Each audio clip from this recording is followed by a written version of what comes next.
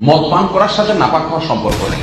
আর মদ পান করার পর যদি তার সেন্স ঠিক থাকে তাহলে সালাত আদায় করতে পারবে।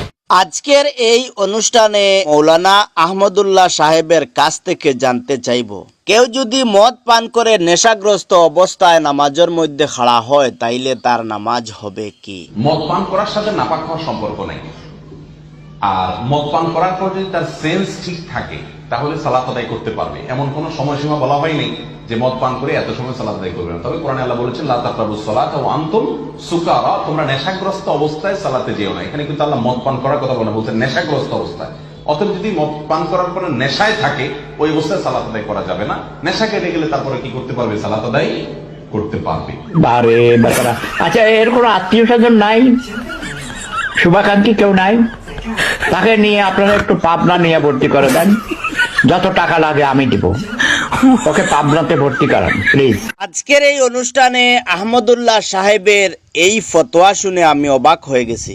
কারণ আমি আগে মনে মনে ভাবতাম উনি বহুত বড় একজন বিজ্ঞ উলামায়ে কেরাম, কিন্তু এখন আমার চোখের মধ্যে ধরা পড়েছে মূর্খ ছাড়া আর কিছু নয়।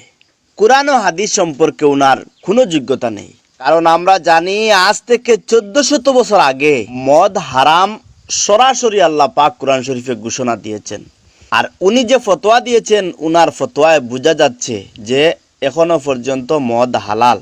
আজকের এই অনুষ্ঠানে বর্তমান সমাজে আলোচিত ও সমালোচিত হযরত মৌলানা মুফতি গিয়াসউদ্দিন আর তাহিরি, আমি কিন্তু গিয়াসউদ্দিন তাহিরির পক্ষ নয়, হযরত মৌলানা মুফতি গিয়াসউদ্দিন তাহিরির বন্ডামির পক্ষে আমি নয়, কিন্তু তারপরেও আহমদুল্লাহর এই ফতোয়ার ব্যাপারে উনি যে ফতোয়া দিয়েছেন আমার পক্ষ থেকে হযরত মৌলানা গিয়াসউদ্দিন তাহিরিকে অসংখ্য ধন্যবাদ জানাই। আর এখন আমরা শুনি আহমদুল্লাহর সেই ফতোয়ার ব্যাপারে গিয়াসউদ্দিন তাহিরির বক্তব্য কি। একজন শাইখ বলে শাইখ সুখ সুখ উনি কি কয় জানেননি? উনি কয় ওনার একজন প্রশ্ন করছে যে মদ খাইলে শরীর নাপাক হয় কিনা। ওনারা প্রশ্ন করছে মদ খাইলে শরীর নাপাক হয় কিনা। উনি বলছে না, মদ খাইলে শরীর নাপাক হয় না। মদ খায়া যদি কেউ মদ খায় নেশাগ্রস্ত অবস্থায় হয়, নেশাগ্রস্ত অবস্থায় যদি হয় তাইলে নামাজে দাঁড়াইতে পারবে না। কারণ আল্লাহ বলছে লা তাকরাবুস সালাহ, তোমরা নেশাগ্রস্ত অবস্থায় নামাজের কাছে যাও না।